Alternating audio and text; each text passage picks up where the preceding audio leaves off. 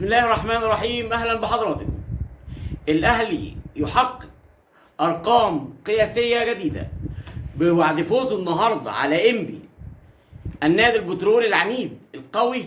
النهارده النادي الاهلي بيكتفي بثنائيه نظيفه. كان ممكن النادي الاهلي النهارده انه يحقق فوز تاريخي على انبي، وفي المقابل هتكون هزيمه تاريخيه لنادي انبي من النادي الاهلي. لكن النادي الاهلي النهارده ولاعيبي النادي الاهلي كان النادي الاهلي رحيم بانبي النهارده واكتفى بهدفين. النادي الاهلي النهارده بيحقق رقم قياسي جديد بفوزه على انبي النهارده. النادي الاهلي حقق النهارده لعب 22 مباراه، في المقابل اقرب منافسين النادي الاهلي لاعب 26 مباراه، يعني 4 مباريات زياده. لكن النادي الاهلي النهارده بعد 22 مباراه له 56 نقطه. 56 نقطه في المقابل بيراميدز اقرب منافسين للنادي الاهلي 52 نقطه من 26 مباراه. النادي الاهلي ايه هي الارقام القياسيه؟ الارقام القياسيه هو ان فاز في 17 مباراه، تعادل في 5 ومفيش ولا هزيمه. طيب كمان احرز 42 هدف وعليه 7 اهداف. اقوى هجوم هذا الموسم النادي الاهلي، واقوى دفاع النادي الاهلي.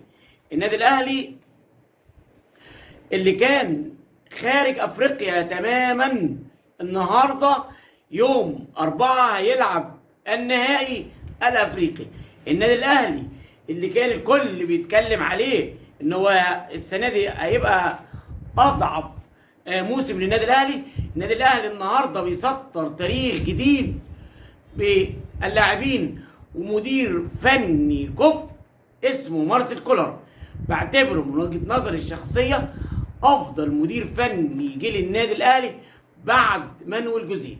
النهارده ريح عدد كبير جدا من اللاعبين، ولكن مارسيل كولر النهارده واثق في لعيبته، رفع من مستوى لعيبه كتير جدا من النادي الاهلي. حاول البعض ان هو يضعفهم قبل المباريات ديت اللي هتتلعب، زي ما او قبل النهائي كمان. بيرسي تاو عنده جاله عقد احتراف، حمدي فتحي جاله عقد احتراف. النغمه اللي احنا بنسمعها كل موسم لما النادي الاهلي بيبقى داخل على نهائي من في سواء افريقيا او في بطوله من البطولات اللي بيشارك فيها النادي الاهلي. النادي الاهلي ما بيبصش وراه، النادي الاهلي بيبص دايما للامام. هو ده النادي الاهلي اللي اتربينا على حبه وعشقه منذ الصغر. النادي الاهلي النسر يحلق في السماء وحيدا.